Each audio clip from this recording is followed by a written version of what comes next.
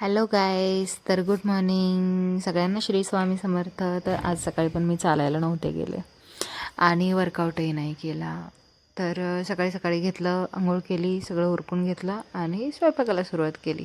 आज मस्त पाऊस पडत होता, त्यामुळं काहीतरी चमचमीत खायची इच्छा झालेली. तर कोथिंबीर होती निवडलेली मस्त. म्हटलं कोथिंबीर वडी लावून घेऊया.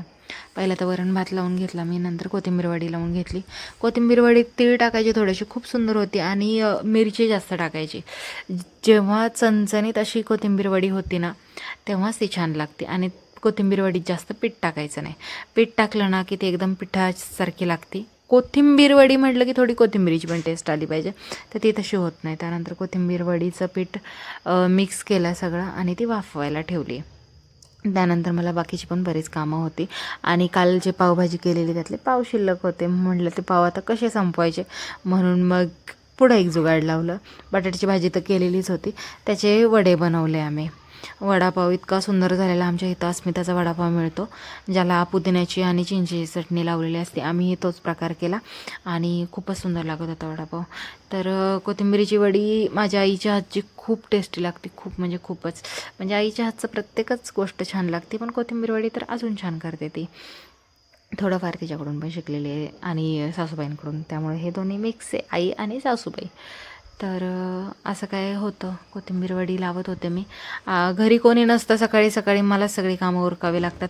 जे ते सगळे 8 वाजताच घराच्या बाहेर पडतात. कोणी कॉलेजला जातं, कोणी कामाला जातं, कोणी जिमला जातं.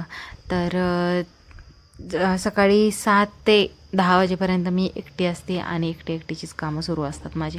कामं पण घरात भरपूर असतात, उरकायलाही कोणी नसतं, त्यामुळे एकटी मस्त गाणी लावून हे जे कोथिंबीरवडीचं जे मी मळती आहे ना, ती मस्त गाणी लावली होती फुल आवाजात. दारं खिडक्या बंद करून घेतलेल्या आणि मस्त डान्स करत करत करत हे पीठ मळायचं चाललेलं. तर त्यानंतर मग कोथिंबीरवडी झाली आणि ती उकडायला ठेवून मग बाकीचं आवरून घेतलं.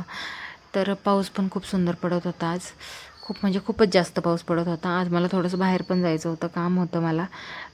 त्यानिमित्त मी तुम्हाला परत कधीतरी सांगेल की मी कशानिमित्त बाहेर गेले ते. आत्ता सध्या तरी नाही सांगू शकत आहे.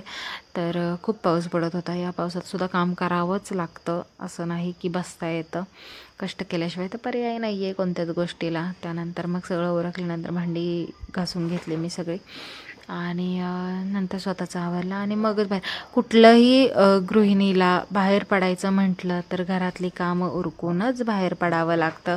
असं कधीच होत नाही की बिना घराची कामं करता आपण बाहेर पडू किंवा घरच्यांच्या जीवावर सगळं सोडून पडू, असं नाही होत. सगळं स्वयंपाक उरकावं लागतं, सगळं काम उरकावं लागतं, तेव्हाच आपल्याला बाहेर पडता येतं. त्यानंतर मला संध्याकाळ झाली होती यायला.